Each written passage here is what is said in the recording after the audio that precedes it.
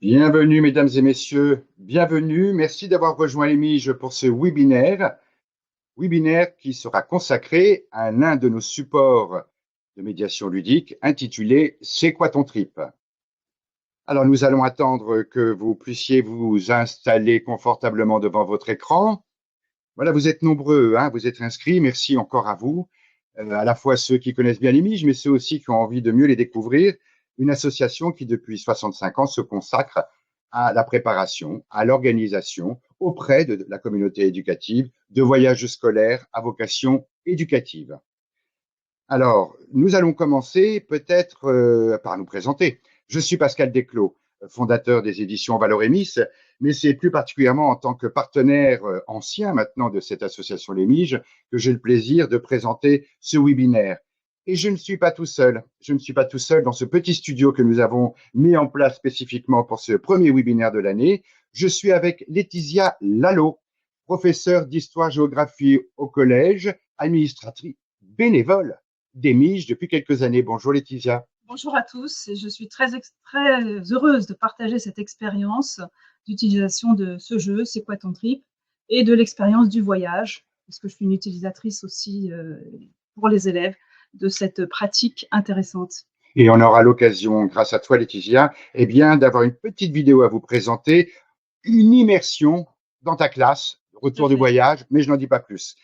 Et en notre compagnie également, nous avons Laurent. Laurent Lebars, merci de nous avoir rejoints. Laurent, tu es principal adjoint, administrateur également bénévole et vice-président de l'association Les Miges. Merci d'être ici. Écoutez, bonjour à tous et à toutes. Je suis très heureux de vous retrouver en ce mercredi après-midi. Voilà, je pense que ça va être un très beau temps d'échange. On a plein de choses à vous dire et j'espère à partager avec vous. Donc, à tout à l'heure dans ce webinaire. Dans ce webinaire qui va durer 1 heure, mais un webinaire qui se veut être aussi dynamique, interactif. Alors, vous précisez, mesdames, messieurs, que vous avez en bas de votre écran, un petit onglet questions. N'hésitez pas, durant toutes les étapes de cette heure d'échange, puisque je vais vous présenter un peu le déroulé, eh bien, n'hésitez pas à formuler vos questions. On aura avec grand plaisir le soin de tenter d'y répondre au mieux, que ce soit sur le fond, sur la forme, la dynamique même de ce jeu que nous allons vous présenter. Un jeu que l'on pourrait plutôt qualifier de support de médiation ludique. Mais nous allons revenir là-dessus. Nous allons donc vous présenter maintenant le programme de ce webinaire. Comme vous le voyez, présentation du support, c'est quoi ton trip, et surtout le lien, évidemment, avec les enjeux du développement des compétences psychosociales de vos élèves, de nos élèves. Partir en voyage, c'est une expérience unique. Partir en voyage, c'est partir en collectif. Partir en voyage scolaire, c'est aussi vivre une expérience d'apprentissage, de connaissances, d'acquisition de connaissances hors les murs. Nous allons d'ailleurs, comme je l'avais dit tout de suite, Laetitia, avoir le plaisir de voir une petite vidéo et que tu as bien voulu nous confier d'une mise en situation dans une classe de 5e, si je ne m'amuse. De quatrième, pardon. Oui, oui, tout à fait. Et puis, nous allons reprendre un peu de chant avec Laurent. Laurent qui va vous parler, et n'hésitez pas là encore à poser vos questions, des compétences psychosociales comme levier également au sein de l'éducation nationale, un levier important qui est de plus en plus éclairé, mais je te laisserai le soin peut-être de nous replacer, de nous redire quels sont les enjeux de cette approche des compétences psychosociales dans le cadre de l'éducation nationale. Alors, parler du voyage, faire parler du voyage, Laetitia. Voilà ce que tu as tenté de faire et que tu tentes de faire avec cet outil. C'est quoi ton trip? Mais vous le savez, vous qui organisez depuis longtemps des voyages scolaires, ou peut-être celles et ceux qui sont de prochains partants, première aventure avec un groupe d'élèves à partir en Europe ou voire même sur le territoire français. Le leitmotiv, c'est toujours de se dire transmission des connaissances dans un autre cadre que celui de la classe, donc un apprentissage hors les murs. Et puis, c'est aussi de fait pour les élèves, eh bien, une éducation au vivre ensemble. Voilà, une prise de responsabilité, une prise de risque aussi que de vivre hors du cadre familial durant 3, 5, 8 jours, peu importe la durée. En tout cas, l'expérience semble inoubliable pour nombre d'élèves qui auront à la vivre. Mais nous le savons, les compétences psychosociales, mesdames, messieurs, c'est un levier pour construire un rapport différent au savoir académique dont vous avez la charge de la transmission. Et nous en reparlerons avec tous deux. Ne pas oublier qu'une compétence, c'est un savoir, un savoir-faire, un savoir relationnel qui est observable, identifiable en action.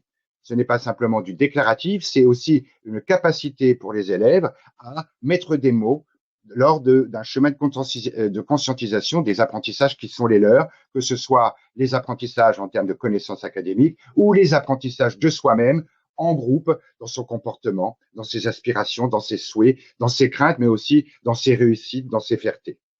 Alors nous avions conçu, en effet, mesdames, messieurs, il y a quelques petites années maintenant, à l'initiative d'ailleurs de votre ancien président, Olivier Indermeyer, qui est quelqu'un qui a toujours été centré sur le développement des compétences psychosociales, et de votre délégué général, Rémi Vernet, ce support, c'est quoi ton trip? Alors c'est 2 jeux de cartes, mesdames, messieurs. Un jeu de cartes consacré à la préparation du voyage. Souvent, vous faites des réunions de préparation avec les familles, vous consacrez aussi du temps particulier en classe avec les élèves pour vous poser toutes les questions organisationnelles, de fond, mais aussi de représentation quant au pays que l'on va découvrir, aux cultures avec lesquelles nous allons rentrer en relation. Et nous avons comme ça imaginé 100 questions ouvertes pour permettre de créer des espaces-temps d'explicitation des souhaits, des perceptions, des représentations, mais aussi des craintes, des peurs quelquefois. 50 questions qui touchent l'organisation, comme je vous le disais, mais qui touchent aussi les aspirations des élèves lorsqu'ils s'imaginent demain partir. Vous voyez, vous avez un certain nombre de questions ici qui vous sont présentées. Quelle place doit prendre la consommation selon toi dans le cadre du voyage? Voyager, c'est aller avec respect à la rencontre des gens qui ne nous ressemblent pas. D'accord, pas d'accord? Illustre ta réponse. D'accord, pas d'accord? Dans notre environnement quotidien, il existe des endroits où l'on ne va jamais. Et c'est vrai, on s'imagine toujours que partir, c'est partir loin, alors que l'on pourrait très bien partir aussi en bas de chez soi.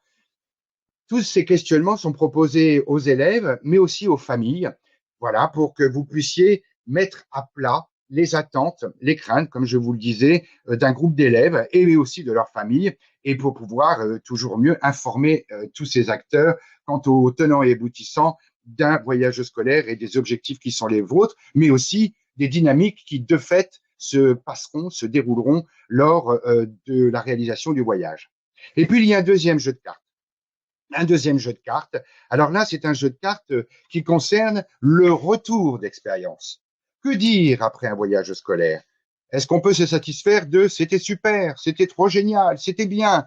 On sait bien qu'en fait, il nous faut préparer là encore des temps, des espaces-temps pour pouvoir mettre en mots les apprentissages et permettre que la conscientisation chemine encore et dans le cadre du collectif et mettre en lumière les apprentissages à la fois en termes de connaissances. Avoir visité un musée, c'est évidemment rendre sensible à la connaissance académique qui avait été transmise préalablement en classe, mais c'est aussi raconter, témoigner de ce que l'on a vécu, de son propre développement personnel, d'autant plus un développement qui a été rendu possible dans le cadre d'un collectif de jeunes. Voilà, 100 questions là encore sont proposées. Pour jouer, c'est tout simple, mesdames, messieurs. Vous allez voir un exemple très particulier qui a été réalisé par Laetitia dans quelques secondes, mais on peut très bien imaginer faire des petits groupes, donner un sablier de 2 minutes maximum, 2 minutes pour répondre à la question, et puis après on passe d'une question à une autre, puisque diverses dimensions sont interrogées, évidemment, à travers les 100 questions préparation, 100 questions retour d'expérience qui sont proposées dans C'est quoi ton trip? Je vais d'ailleurs vous montrer quelques petites questions sur après le voyage. Qu'as-tu découvert de toi durant ce voyage? Qu'est-ce que tu as appris de la relation que tu peux avoir avec les autres durant ce voyage en groupe? Qu'est-ce qui peut manquer le plus durant ce type de voyage? Qu'est-ce qui est le plus important à retenir lorsque l'on voyage selon toi?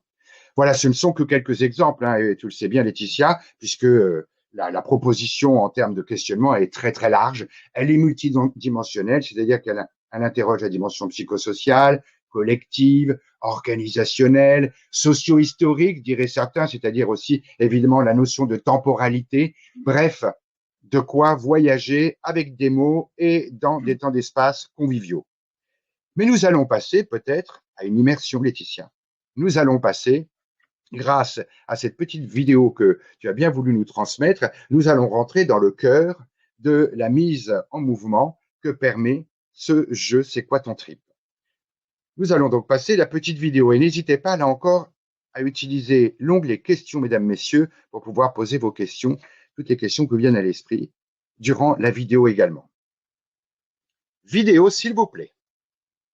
En direct des studios. Jeu de cartes. C'est quoi ton trip? C'est celui-là. Et celui-là. La question.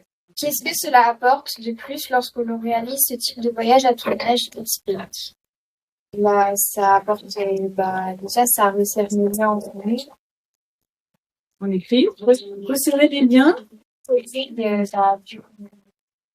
Ça, on a appris plus de choses et comme ça, on pourra s'en resservir plus.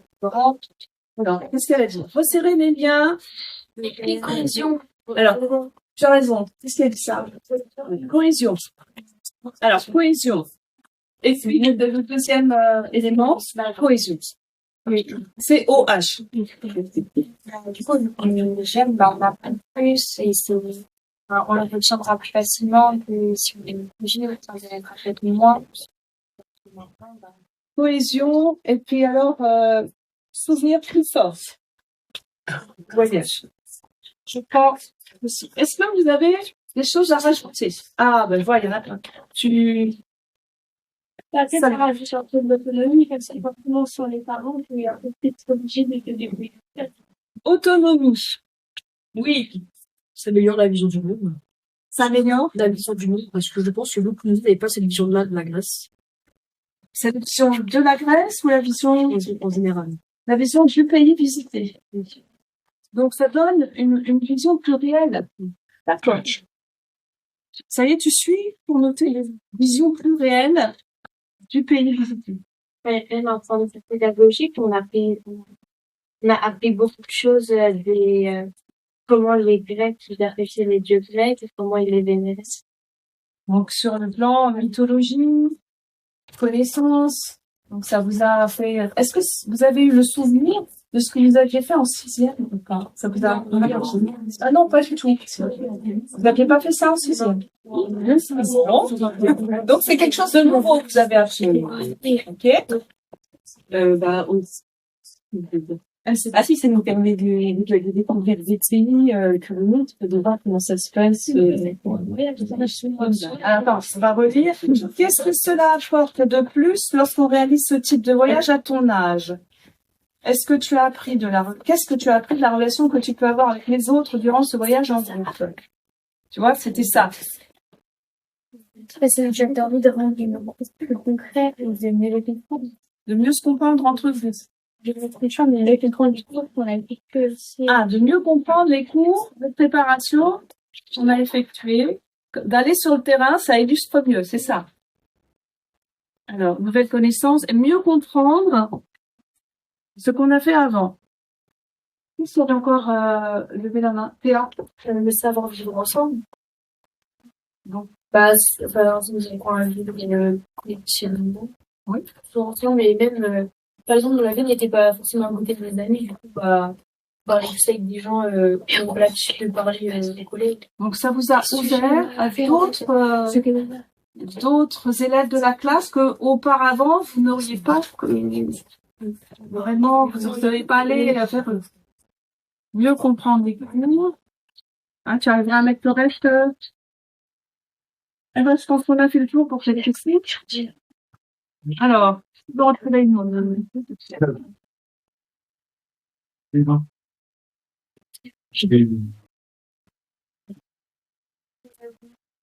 Un faux propos, un malentendu, une blague, etc. Qu'est-ce qui t'a fait rire durant ce voyage? Enfin, on n'a rien entendu. Ah, tu vas parler plus fort? Il faut ajouter une chose, c'est la physique. Un malentendu, une blague, etc. Qu'est-ce qui t'a fait rire durant ce voyage? Une musique, une chanson que tu as accompagnée durant ce voyage, c'est laquelle? Alors, Moi, je sais pas. ah ben, on passe la main à quelqu'un dans ce Moi, ce qui m'a fait rire, c'était la statue avec les immenses. Le quoi? La statue avec El Diablo. Oh, bah oui, d'accord. Autre chose. Le soir, Le soir, on rigolait bien dans les chambres. Ah oui. Non, je l'ai fait. alors,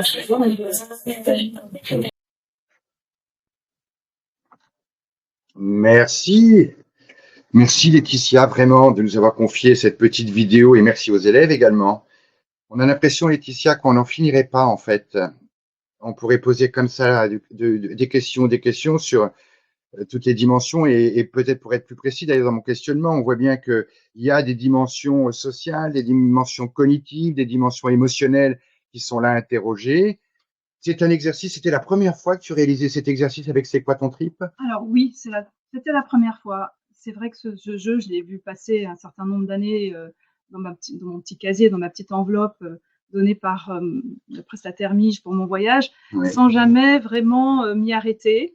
Et puis cette année, l'année dernière, donc, je me suis dit, tiens, pourquoi pas l'utiliser à la fin, au retour en fait du voyage en Grèce, pour essayer de stimuler les élèves et qu'ils puissent mettre des mots en fait sur leurs sensations, sur leurs ressentis, sur tout ce qu'ils ont vécu pendant cette semaine de voyage en Grèce. Donc il faut savoir que c'était un voyage sur les sanctuaires du Péloponnèse, juste pour le resituer, un voyage qui dure 5 jours. On change d'hôtel chaque soir, donc c'est vrai que c'est quand même pour des élèves de 4e une gymnastique un petit peu particulière, et d'où le groupe. Donc effectivement, les relations internes au groupe sont très importantes puisque on change de lieu tout le temps, hein, la temporalité est différente.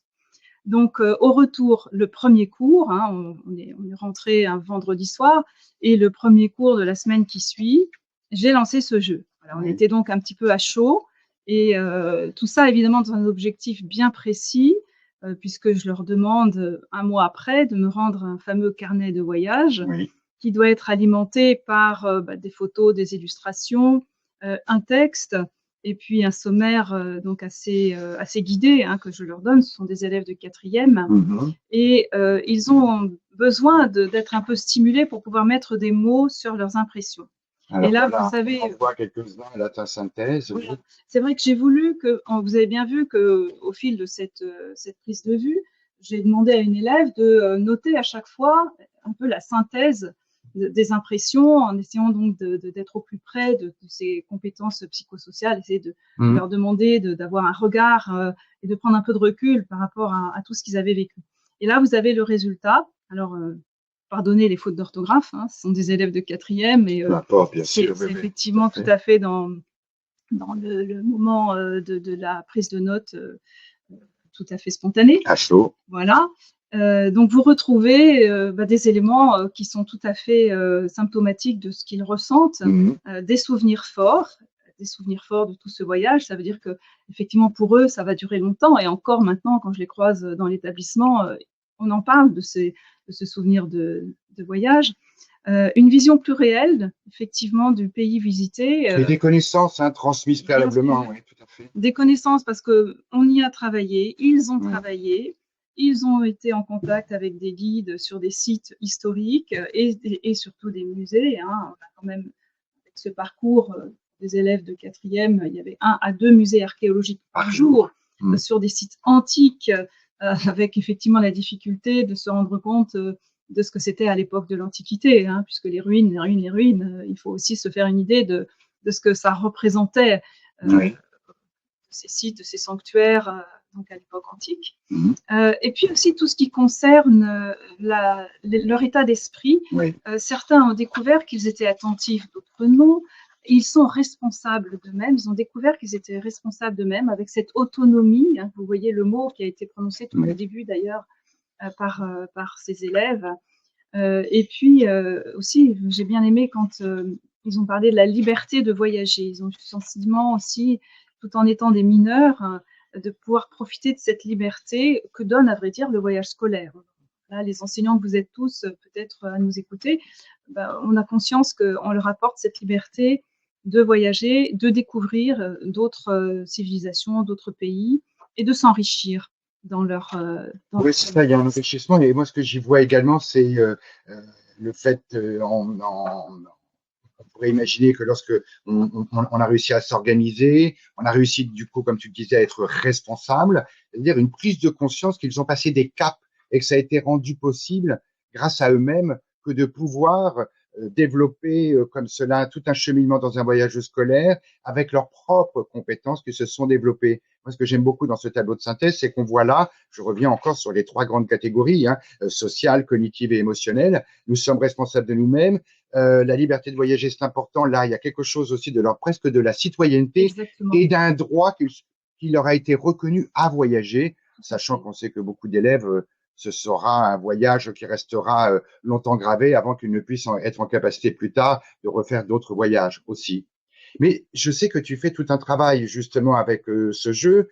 Ça vient aussi compléter un travail autour des carnets de voyage. Alors oui, il y a des souvenirs. On va peut-être passer à la slide suivante Oui, sur voilà juste. oui, les belles photos que Alors, tu les nous as photos partagées là. montrent un peu l'ambiance de cette classe qui découvre des sites, qui se trouve en haut à droite dans des musées, qui expérimente donc l'exercice olympique. Hein, là, ils ont effectivement participé à une course sur le stade d'Olympie, donc ça aussi, ça les a beaucoup émus, ça leur a donné des souvenirs forts ensuite par la suite, puisque c'était juste avant les Jeux Olympiques à Paris, exactement. Et puis de même, la dernière photo, c'est dans le théâtre d'Épidore. Donc ça a été travaillé avec le professeur de français. Ils ont expérimenté l'acoustique. Voilà, ça participe effectivement aux souvenirs forts. Et puis là, on a une photo ce que chaque professeur attend avec impatience au retour des voyages scolaires, les fameux carnets de voyage des élèves. Alors c'est souvent assez hasardeux, hein. On attend et parfois on peut être déçu. Mais là, j'avoue que cette année-là, j'ai été particulièrement gratifiée avec des carnets de voyage assez aboutis et avec surtout des conclusions. Je leur ai demandé, comme vous le voyez là, c'est juste la petite partie, dernière partie hein, de ce carnet de voyage qui permet d'expérimenter ce qu'ils ont fait lors de cette petite vidéo que vous avez vue, c'est de mettre des mots sur leurs impressions. Et vous retrouvez ces impressions avec beaucoup de spontanéité et de fraîcheur. Alors, faire un focus sur certaines conclusions. Je suis trop triste, c'est passé tellement vite, par exemple. C'était une expérience incroyable que je ne suis pas prête d'oublier. J'ai gagné en connaissances et renforcé mes amitiés. Mais exactement. Mais surtout, j'ai de super souvenirs de voyage avec ma classe. On s'est tellement amusés tous ensemble. Voilà, c'est cette fraîcheur, cette spontanéité. Et puis, tout est dit, effectivement, dans ces quelques phrases. Bon, merci à mes professeurs, ça fait toujours plaisir. Oui, mais c'est merci à mes professeurs aussi de leur engagement, d'avoir tout organisé et supervisé. Oui. Il y a une conscience du travail nécessaire, préalable. C'est vrai qu'à leur âge, c'est assez agréable cette conscience-là de la retrouver. Et puis la slide suivante, alors le débrief effectivement de cet élève. J'ai énormément aimé ce voyage car ça a aidé notre classe à se connaître mieux et à découvrir de nouveaux horizons. On a tous vivre ensemble et cette découverte de nouveaux espaces qu'on retrouve dans cette phrase. Je n'ai jamais fait de voyage scolaire, mais celui-ci restera génial dans mon cœur. J'ai tout aimé, mais majoritairement les musées, ce qui peut sembler étrange, mais j'ai vraiment été intéressée sans me lasser. J'ai également aimé la sensation de prendre le ferry pour le golfe de Corinthe. Alors, cette petite phrase sur « j'ai majoritairement aimé les musées », c'est vrai que ça peut être étonnant de la part d'élèves de 4e qui vont rarement au musée ou seulement en traînant un peu les pieds. Là, on avait un musée archéologique par jour. On s'était préparé effectivement, en allant au Louvre avant le voyage, on s'était préparé à se trouver face à des œuvres d'art un peu mystérieuses et lointaines, mais avoir ce regard d'analyse et puis de pouvoir quand même en tirer un plaisir. Et vraiment, c'est ce que je vois là dans cette phrase. C'est ce plaisir qu'elle a découvert, cet élève, à travers cette visite pédagogique de musée. Alors, on y voit là, évidemment, tous les impacts en termes de développement des compétences psychosociales, mais aussi d'acquisition de connaissances, évidemment, qui est quand même la mission de l'éducation nationale. On voit que les deux se croisent. C'est le voyage lui-même, l'accompagnement lui-même. Et le C'est quoi ton trip? C'est un outil supplémentaire pour se donner du temps, pour mettre des mots dans le cadre du collectif, avant peut-être de passer à l'écrit solitaire qui sera évidemment rendu via une traduction avec un carnet de voyage. Et encore, tu avais utilisé ce jeu en retour. On aurait pu imaginer que tu puisses l'utiliser en préparation également du voyage, comme d'autres professeurs, mais évidemment, peuvent le faire. Et là, c'est toujours au choix pédagogique du professeur que cet outil, évidemment, est proposé. Savoir résoudre des problèmes, moi, ce que j'y vois aussi, évidemment, c'est ce que permet le voyage scolaire. Mieux communiquer plus efficacement. en se posant la question également de l'émetteur. Être habile dans les relations interpersonnelles, c'est ce que développe le voyage, vous le savez tous évidemment.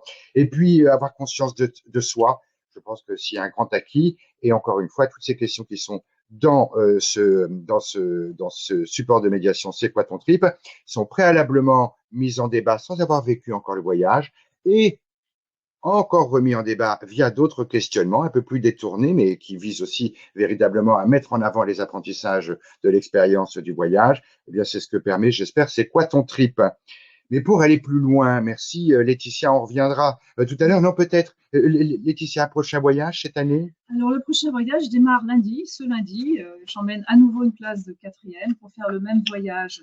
C'est le même circuit, mais dans une problématique un peu différente. Oui. Puisque là, les Jeux Olympiques de Paris sont derrière nous. Donc, c'est en utilisant leur expérience des Jeux Olympiques de Paris, en faisant le lien avec effectivement aussi les Jeux Olympiques modernes depuis 1896. Oui. On travaille toujours sur l'Antiquité, on a toujours le même circuit avec effectivement les musées archéologiques et les sites que nous visitons. Cette classe, elle est vraiment au J-4, là, elle est très excitée, elle est très dans l'attente. On a un peu de mal à suivre les dernières journées de cours. Et prendre ce petit jeu peut-être. Voilà, bah, le jeu, on le prendra au retour. Pour le retour, hein, ça c'est. Toi, tu restes sur. Ouais. À cette utilisation parce que je la trouve riche. Et il faut dire aussi que avant, je fais cette réunion avec les parents d'élèves. Elle est très formelle. On a des attentes. On est un petit peu dans le stress aussi de la paperasse et d'être bien cadré en fait pour ce départ. Voilà, donc moi je préfère le faire quand le voyage est fait et qu'on peut vraiment profiter de tous les acquis que permet un voyage scolaire. Eh bien, bon voyage à toi-même, à ta classe, et rendez-vous pour une prochaine fois. N'hésitez pas, mesdames, messieurs, après la découverte et puis le témoignage de Laetitia, eh bien, de poser vos questions en cliquant sur l'onglet questions.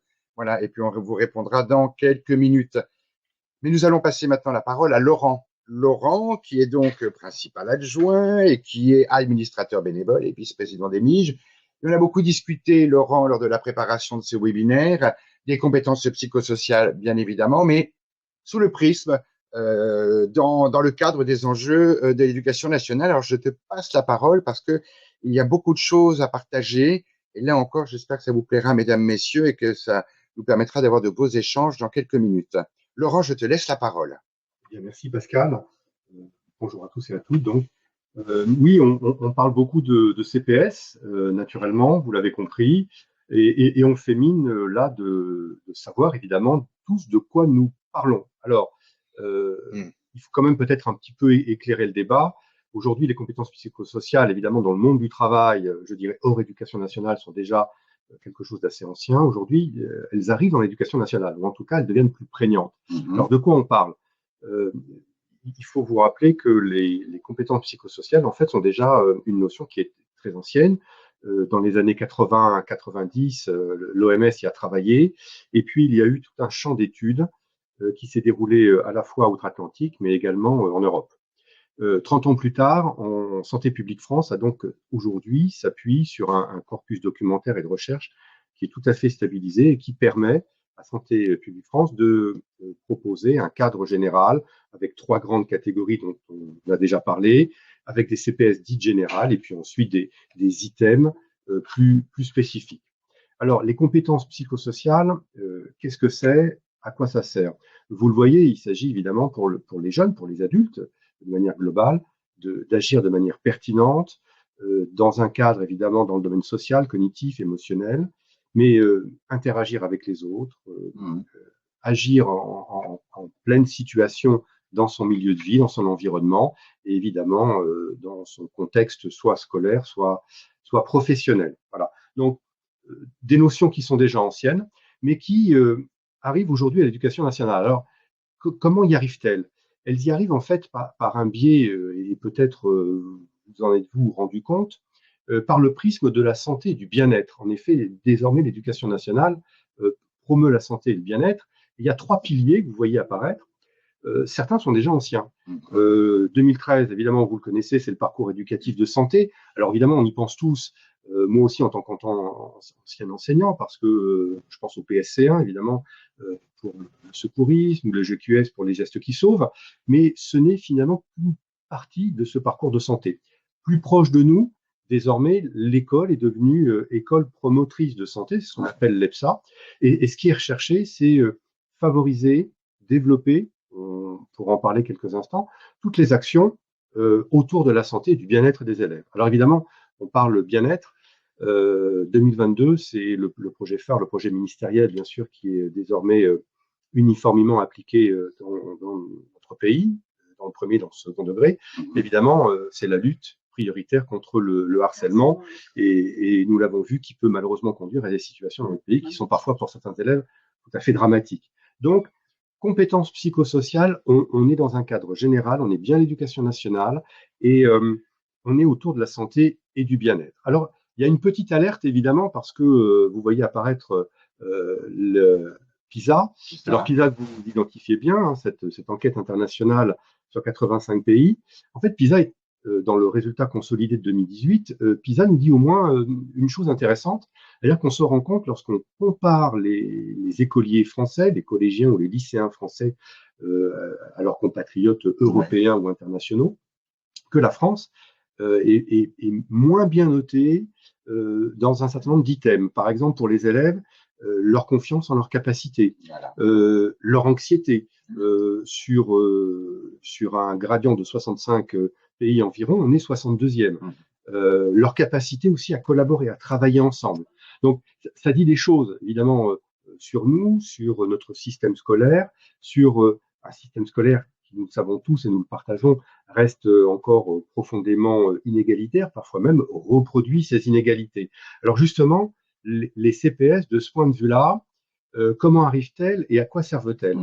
Alors, évidemment, on se rend compte tout de suite dans ce tableau que il y a plusieurs niveaux.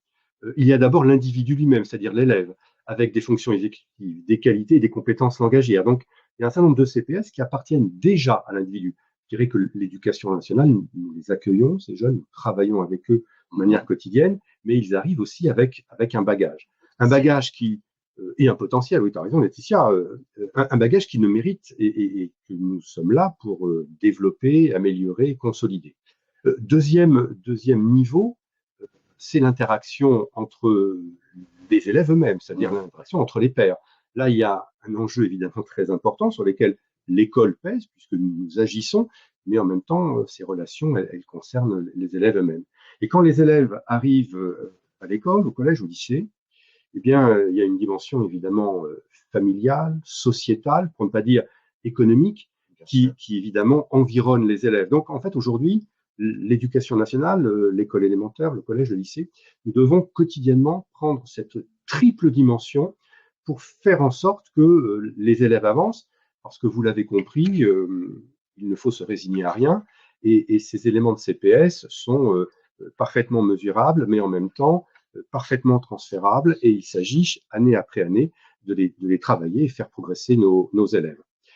Alors, oui, mais pourquoi faire? Alors, pourquoi faire? Parce que on vise évidemment un bien-être psychique, une santé psychique, autant de termes qui peut-être vous surprendre. En fait, de manière plus classique, et on l'a bien vu d'ailleurs avec l'exemple de Laetitia, on renforce le pouvoir d'agir avec les CPS en travaillant dessus. Donc, le jeu en est un moyen, mais je dirais que quotidiennement, les personnels de l'éducation nationale travaillent les CPS, parce que soit vous le faites, si vous êtes enseignant, de manière disciplinaire dans le cadre du socle commun de compétences, bien sûr, mais ça ne concerne pas que les enseignants. Autour des enseignants, évidemment, dans un établissement scolaire, il y a des CPE, des infirmières, des psychologues de l'éducation nationale, des AESH, bref, des surveillants. Bref, c'est tout le monde de l'éducation nationale qui, soit de manière disciplinaire, soit en interaction avec les élèves, dans et hors les cours, travaille ces éléments-là. Alors, améliorer donc ces éléments de santé psychique, de bien-être, à quoi ça sert? Vous le savez aussi, parce que dans le cadre, alors en particulier dans le second degré, du CESCE, le comité d'éducation donc à la santé et à la citoyenneté, vous savez que de nombreuses actions dans vos établissements respectifs sont menées tout avec des partenaires parfois, voilà, pour améliorer la prise en compte ou la mise en relation des addictions, faire comprendre aux élèves les dangers sur l'utilisation d'un certain nombre de drogues ou de stupéfiants. Bref, il y a déjà des formations dans tous les établissements qui sont recueillies par le CESCE et qui cherchent finalement à réduire les comportements en risque, qui cherchent à réduire également les problèmes de santé mentale qui nous occupent et d'ailleurs qui, pour la santé mentale, vous le savez sûrement, est devenue une grande cause nationale en 2025. Et vous le savez aussi, ou vous allez très vite vous en rendre compte, les établissements vont, dans cette année scolaire, mettre en place des protocoles, en particulier de santé mentale, dans tous les établissements du second degré dans notre pays. Donc, je dirais que cette dimension de santé mentale, de bien-être, par le levier, par l'outil que représentent les compétences psychosociales, c'est aujourd'hui une réalité. Alors évidemment, ramener à notre objectif, qu'est-ce qu'on cherche in fine à faire?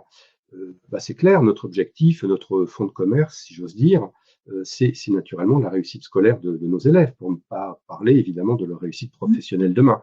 Cette réussite scolaire-là, c'est un enjeu avec les CPS parce qu'on travaille la confiance en soi, on travaille leur regard sur eux-mêmes, leur capacité à la persévérance, leur relation aux autres, les principes de relation, de fonction entre les pairs, d'entraide.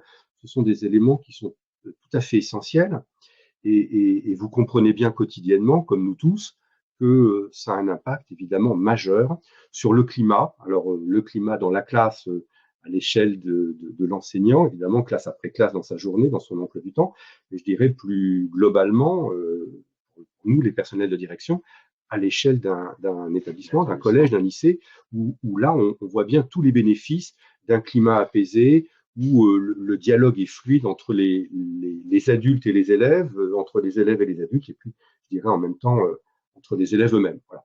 Donc, les CPS, pour conclure rapidement, les CPS, on a tous à y gagner. On a tous à y gagner parce que c'est pour tous, c'est-à-dire pour les adultes de manière professionnelle, c'est pour les élèves, bien sûr, et c'est un outil, je dirais, que je comparerais à l'apport des neurosciences. Il s'agit de les utiliser.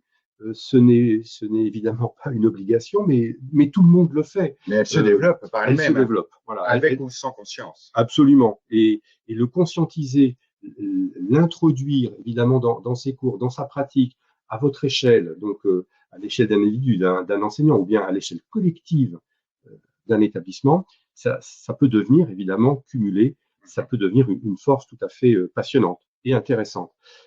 Alors les voyages, évidemment, on a tous voyagé avec des élèves, donc on sait bien combien ce moment est très particulier. Moi, je trouve très émouvant, voilà, les témoignages qu'a pu lire Laetitia. On en a tous reçu quand on a voyagé avec nos élèves.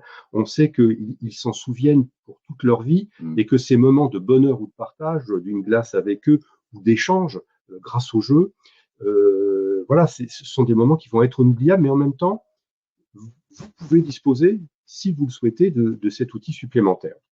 Alors, en même temps, outil supplémentaire, ça ne veut pas dire évidemment obligation, je préfère le dire et être tout à fait honnête, ce n'est pas un remède miracle. Ce n'est pas un remède miracle parce que, on le voit bien, tout ne dépend pas de l'école. Les élèves arrivent avec des éléments, des bagages que nous allons transformer, améliorer en compétences, mais tout ne dépend pas de l'école. Deuxième remarque, oui, mais chaque établissement est unique, comme chaque enseignant, chaque classe est unique. Ce qui veut dire que, avant d'utiliser les CPS, je dirais de manière plus approfondie, il faut nécessairement passer par un diagnostic, par une utilisation, et puis surtout ne jamais rester seul, collaborer, partager, faire qu'à l'échelle de l'établissement, vos questionnements, vos interrogations peuvent être réunis et mis en forme pour quelque chose, évidemment, qui soit plus collégial et qui ait vraiment de l'importance. Évidemment, utiliser les CPS, sans aucun doute, ça demande de la formation. Donc, on ne peut que vous inviter tous et toutes à consulter votre chef d'établissement, à en parler entre vous. Il y a évidemment la formation professionnelle continue qui est vraiment très importante. Et par le EFC, il y a des formations qui peuvent se faire de manière locale. Donc vraiment, n'hésitez pas. c'est un levier, c'est un outil à utiliser seul, mais je dirais toute la cohérence vient d'une utilisation collective, collégiale, pour avancer ensemble, parce que je crois que c'est aussi valable pour les élèves et stimulant pour nous adultes. Voilà ce qu'on pouvait dire, ce que je pouvais dire pour ces compétences psychosociales.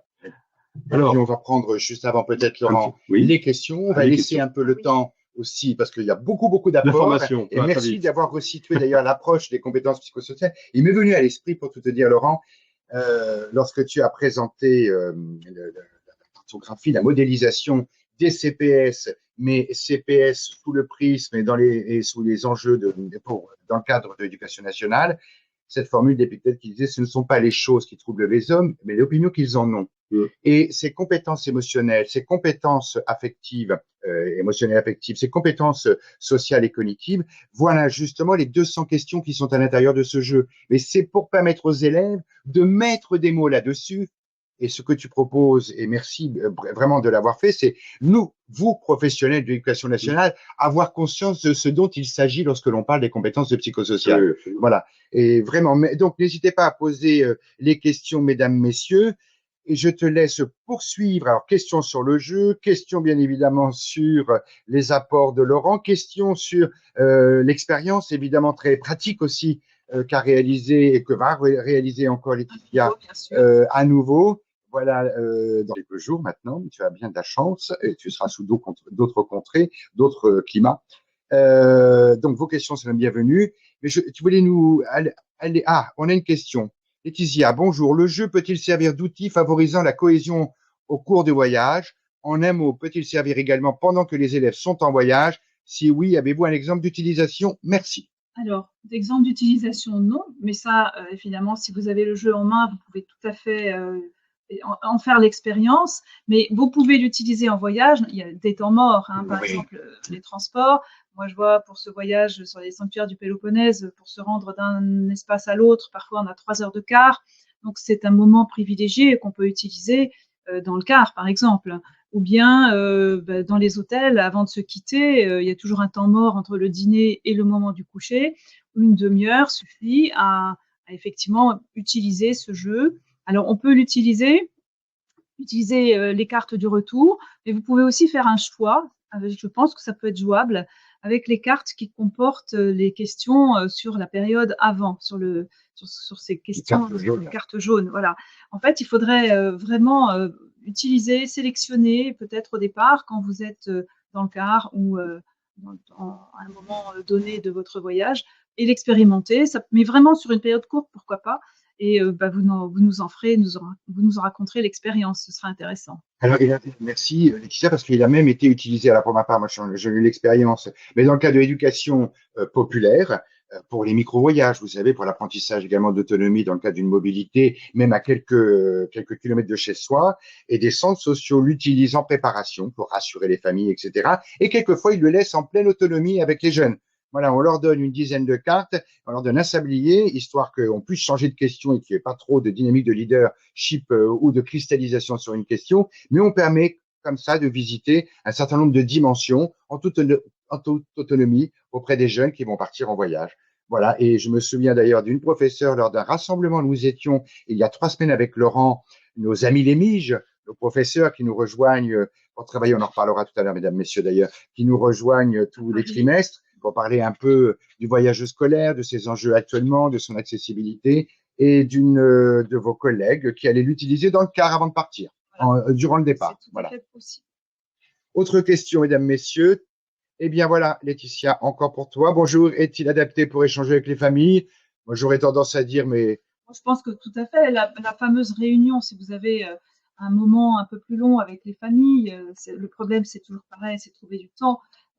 Et donc, réunir des familles pour une réunion de préparation du voyage, ça se fait 15 jours avant le voyage. On consacre un temps vers 18h, 18h30 le soir. C'est vrai qu'on a le temps de donner les différentes informations pratiques, 1 heure, 1 heure et demie, c'est un grand maximum. Mais pourquoi pas, on peut sélectionner et faire participer les familles finalement à un questionnement sur la préparation. On peut peut-être stimuler aussi des questions parce que très souvent, elles n'ont pas de questions ou elles viennent effectivement comme par hasard après en individuel. Mais pourquoi pas l'utiliser à ce moment-là. Mais je pense qu'il faudrait sélectionner en fait des cartes ciblées pour que vous puissiez voilà, avoir une réponse qui puisse convenir et répondre aux besoins en fait de votre groupe. Dans le cadre de la préparation, quand les familles sont là, elles ont des questions déjà préalables, de toute façon, tu l'as très bien dit, administratives, des questions aussi sur l'organisation. Alors, on a anticipé, hein, parce que très souvent, les professeurs que nous sommes, on organise, on cible effectivement cette fameuse réunion de préparation. Normalement, ça ne devrait pas susciter beaucoup de questions sur le problème administratif. Ou là, ce qui compte pour les familles, c'est la sécurité. C'est des questions pour leurs petits chéris, effectivement. Donc là, on a un devoir de les rassurer et stimuler ces questions-là et pouvoir leur répondre pour les rassurer, c'est peut-être intéressant, effectivement. Et d'ailleurs, petite précision peut-être temporelle sur la genèse de ce support qu'on m'avait commandé à l'époque pour le réaliser. C'est parce que votre association Les Miges avait réalisé une enquête auprès de 1600 de vos pairs. Et les questions tournaient autour de l'enjeu de accéder au voyage scolaire, les freins, les difficultés, les leviers, les opportunités à saisir pour faire valoir ce droit à la mobilité à l'âge de la scolarité. Et beaucoup de professeurs mettaient en avant la crainte des familles. Et voilà pourquoi aussi un certain nombre de questions peuvent être proposées à partir du moment où on les sélectionne, comme tu le disais Laetitia, pour des échanges. On peut très bien imaginer, voilà, un peu de scénarisation. On les reçoit dans une classe, on met les familles en petits groupes de 5-6 avec 3-4 cartes sur la table. C'est déjà de la médiation avant que vous fassiez un débat général et répondre aux questions qui sont les leurs.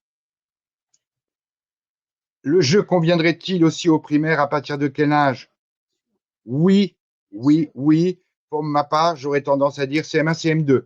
C'est parfait. Là, il y a une capacité même à discourir en petits groupes de 5-6 ou en grands groupes parce que régulé évidemment par les professeurs que vous êtes. Absolument. Il a été fait pour cet âge-là. Au départ, en tout cas. Voilà, une autre question peut-être? Pour l'instant, alors n'hésitez pas, on prendra vos questions si vous avez d'autres questions qui vous viennent. Quel lien faites-vous entre le jeu C'est quoi ton trip et les CPS? Alors, là, je vais me permettre de répondre rapidement. Je vais peut-être repasser une slide, mesdames, messieurs, que j'ai oublié de passer, en fait, pour tout vous dire. Voilà, on avait préparé cette petite slide. Se mettre en situation de prendre la parole en public dans le cadre d'un grand ou d'un petit groupe, c'est vraiment ce que favorise ce support. Mettre des mots sûrs, sur la relation qu'on a aux choses. Et les 10 compétences psychosociales, en fait, on les associe par 2 dans le cadre du développement de la personne.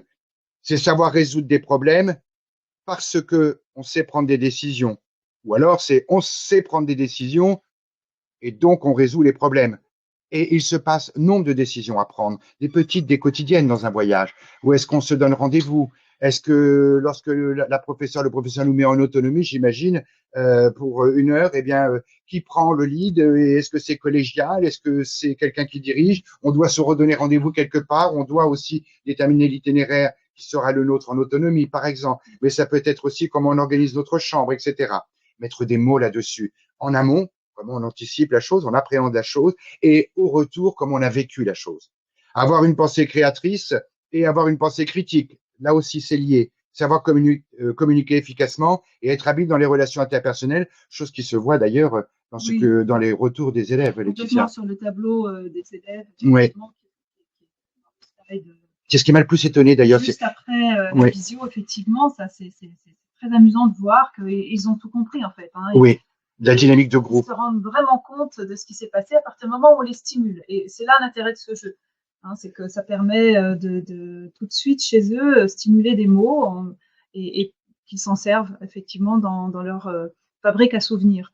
Et c'est un lien aussi avec un propos que tenait Laurent tout à l'heure sur lorsqu'il y a eu un propos dans un de tes cahiers de voyage qui était de ça peut-être vous surprendre, mais j'ai beaucoup aimé les musées. Voilà, c'est aussi cette fierté à se sentir changé et à s'être senti capable de, ce qu'on appellerait en compétences psychosociales, le sentiment de réussite aussi. Et de grandir. Et de grandir. Parce qu'effectivement, ça apporte de la maturité et d'en avoir conscience. Et, on ne se réveille jamais les mêmes en rentrant de voyage. que ce soit d'ailleurs les élèves ou les professeurs, hein. C'est une expérience qui se vit en groupe. Et le jeu, effectivement, est un moyen de pouvoir mettre un mot sur toutes ces expériences-là. Soit le groupe avec soi, voilà, cette relation-là, évidemment, qui est itérative, tant pour le groupe, parce que soit on fait vivre le groupe, hein, les uns les autres additionnés, mais aussi on compose un groupe, un collectif. Et il y a cette prise de conscience, voilà pourquoi on dit compétences psychosociales, on aurait pu dire aussi socio-psychologiques, voilà. Mais c'est bien dans cet aller-retour-là que se propose de se positionner le jeu. Et voyez, les compétences sociales, c'est évidemment la maîtrise du verbe et du non-verbal, voilà les autres types de langage, l'empathie, la capacité de résistance aussi au stress, à l'émotion, à l'épuisement aussi, à la fatigue, la prise de décision, la pensée critique, l'auto-évaluation. Et ce sont des espaces où il est possible de s'auto-évaluer au sein des pairs, dans un cadre de confiance, parce que la règle du jeu, elle est claire.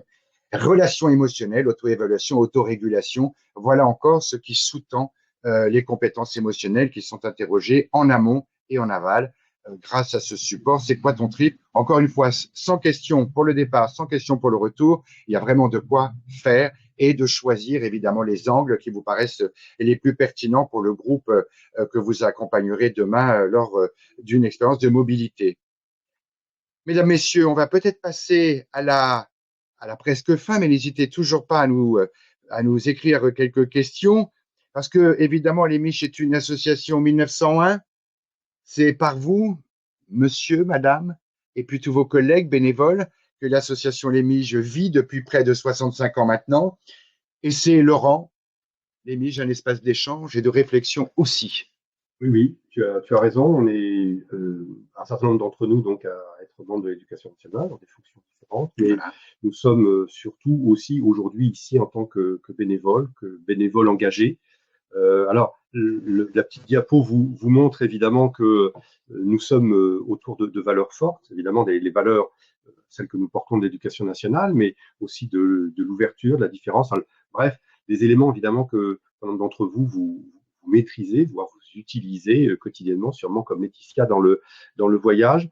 Donc la gamme de jeux que, en tout cas, on vous a proposé aujourd'hui de C'est quoi ton trip, eh bien, il en existe d'autres pour d'autres occasions, puisque vous le savez, les Miges, nous vous accueillons également dans nos auberges sur Paris. Donc, je recommande vivement Arsène Lupin pour celles et ceux qui viennent résider, parce que c'est un petit parcours dans le Paris autour de nos hôtels qui est vraiment intéressant. Mais l'objectif de notre travail aujourd'hui, en tout cas, et de notre présentation, c'est de vous dire combien nous sommes à la fois des professionnels, évidemment, mais des bénévoles engagés, qu'à l'intérieur des Miges, nous voulons faire des Miges un espace d'échange, la preuve aujourd'hui avec ce webinaire, et nous avons l'ambition dans la commission éducation formelle et informelle, justement, de préparer ces webinaires, mais aussi de réfléchir sur des besoins autour du voyage, avec une problématique, vous l'avez vu évidemment, qui nous intéresse au premier chef, comment faire que collectivement, nous puissions nous donner les outils, échanger, les partager, pour faire que celles et ceux, vous aujourd'hui qui êtes en direct de notre webinaire, vous puissiez demain avec les élèves expérimenter, approfondir votre démarche. C'est d'abord la vôtre. Nous sommes au Miges ici pour vous accompagner et surtout partager entre pairs, entre celles et ceux qui nous rejoignent pour des temps divers d'échange, nos pratiques, nos interrogations. Et donc, ce webinaire, il a pour vocation également d'être une sorte de tremplin pour vous dire aujourd'hui de nous rejoindre, alors soit de manière parfaitement physique dans nos réunions, soit c'est le cas aujourd'hui dans ce webinaire, de partager avec nous vos interrogations, vos questions, auxquelles nous essayons de répondre, et peut-être demain de continuer avec vous ce chemin, parce que je crois que les voyages sont aujourd'hui encore dans notre système scolaire tout à fait voulus, souhaités par les parents, naturellement les élèves, les professionnels, c'est-à-dire vous qui vous engagez au quotidien pour faire ces voyages. Je dirais que parfois, vous pouvez vous sentir un petit peu seul. Le travail, l'intensité, la responsabilité, la préparation, tous ces éléments-là, eh bien, nous, au Miges, nous essayons, c'est notre souhait, de les partager avec vous, de vous donner les outils, d'être un lieu de réflexion, parce que je crois que l'initiative collaborative et le partage de ces éléments fait que entre professionnels engagés, eh bien, ces éléments sont évidemment plus importants. Donc, n'hésitez pas à nous rejoindre, n'hésitez pas à venir avec nous. Et alors justement, venir avec nous, c'est presque un appel du pied ou en tout cas un clin d'œil, Pascal, parce que nos prochaines séances, nous en avons. Voilà. Vous avez vu, merci Laurent, 14 juin, troisième rencontre débat. Alors pourquoi troisième rencontre débat? Parce que Laurent, Laetitia et d'autres qui composent la commission éducation formelle et informelle, eh bien, ont mis en place des temps de rencontre le samedi matin avec vous, potentiellement. En tout cas, certains de vos collègues nous ont rejoints depuis, autour de cet enjeu qui est indiqué là, voyage scolaire entre nécessité et obstacle, comment davantage accompagner ceux qui s'engagent. Et vous voyez, aujourd'hui, on a parlé de C'est quoi ton trip parce que l'un des enjeux aussi, c'est parler et faire parler du voyage scolaire. Voilà, c'est vraiment ce qui a été ressorti de ces personnes qui nous ont rejointes pour 3 heures de débat, mais aussi d'ateliers et de mise en avant, Laurent, de thématiques aussi pour l'avenir, à travailler pour toujours davantage accompagner la communauté éducative qui s'engage sur les voyages scolaires. Alors, tu as raison, Pascal, nous avons des idées, nous savons dans nos pratiques professionnelles dont nous avons besoin, c'est tellement mieux de les partager et c'est peut-être tout à fait pour nous passionnant de vous accueillir et de recueillir en tout cas vos idées, vos propositions pour que nous puissions nous en nourrir et peut-être avancer avec vous. Voilà. Alors, et on avancera, Laurent. Oui. Pour tout te dire, vous allez recevoir, mesdames, messieurs, qui est en ligne et puis transmettez peut-être aussi auprès de vos environnements professionnels ou amicaux qui sont intéressés par la question du voyage scolaire. On va vous envoyer un petit questionnaire pour savoir ce que vous avez pensé évidemment de ce webinaire d'aujourd'hui, mais aussi un tout petit questionnaire. Ça vous prendra que quelques petites minutes, pas plus de 4 minutes vraiment, 5 minutes maxi, pour pouvoir mieux percevoir aussi quelles seraient les thématiques que vous aimeriez travailler ou que vous aimeriez que les Miches travaillent grâce évidemment à tous les bénévoles. Alors, sachant que les bénévoles au sein des Miches et aussi évidemment des professeurs, mais ça peut être aussi des gestionnaires, des directeurs d'établissements scolaires, du privé, du public, qui tous en tout cas ont pour évidemment ambition de faire vivre ce droit à la mobilité pour les jeunes élèves. Donc vous recevrez ce petit questionnaire dans quelques petites heures, très rapides. Et puis en automne 2025, Laetitia, Laurent, on a des ateliers, pour accompagner les nouveaux partants. Alors les nouveaux partants, mesdames, messieurs, ce sont vos collègues qui ont fini leur formation, qui se retrouvent en situation professionnelle et qui désirent, parce qu'ils y croient comme modalité pédagogique, mettre en place des voyages scolaires. Vous avez déjà conçu des outils pour pouvoir transmettre aussi l'expérience, mais aussi les savoirs nécessaires. Il y aura un temps, donc, au mois en automne 2025, où on invitera tous les professeurs désirés de s'engager pour la première fois dans cette aventure de l'organisation et de la réalisation d'un voyage scolaire pour mieux les outiller, les accompagner davantage. Alors ça, ce sera donc pour l'automne 2025. Et puis, alors, j'ai beau avoir mes lunettes, mais j'ai un peu de mal à voir. Merci à la régie d'avoir mis en gros plan cette dernière slide. En janvier 2026, vous voyez, on se projette, présentation d'un outil ludopédagogique pour sensibiliser, former les enseignants à l'organisation des voyages scolaires, les professeurs, donc, en cours, futurs professionnels, donc ceux qui sont en cours de formation. Et nous avons là, et peut-être serez-vous de ceux-ci, déjà des professeurs qui sont désireux de porter ce futur outil pour aller à la rencontre de leurs collègues en formation qui considèrent que le voyage scolaire est véritablement un levier spécifique, une configuration spécifique d'acquisition des connaissances et du savoir-vivre ensemble. Voilà, vous connaissez en gros le programme. Voilà, un grand merci. Je voudrais remercier Laetitia, vraiment. On attend la seconde mouture. Absolument, avec d'autres carnets de voyage et d'autres mots-clés. Laurent, merci beaucoup. Et vraiment, reviens aussi nous redonner cette mise en perspective. Voilà, parce que tu es responsable évidemment d'une équipe éducative et tu as aussi tout un travail autour de ces compétences psychosociales, mais aussi de l'importance du voyage scolaire dans le projet éducatif d'un établissement. Donc, on t'accueillera avec plaisir. Mais ceci dit, tu es chez toi, vice-président des Miges. Donc, voilà, nous nous accueillons mutuellement et réciproquement. Et puis, mesdames, messieurs, un grand merci d'avoir été présents. Vous recevrez le lien pour pouvoir peut-être voir ce webinaire ou le transmettre acquis de droit, acquis de cœur. Voilà, et puis on vous dit à très très vite. À bientôt. Pour de merci. prochaines Merci à tous. aventures. Merci à tous. Merci à vous. Au revoir. Au Au revoir. revoir.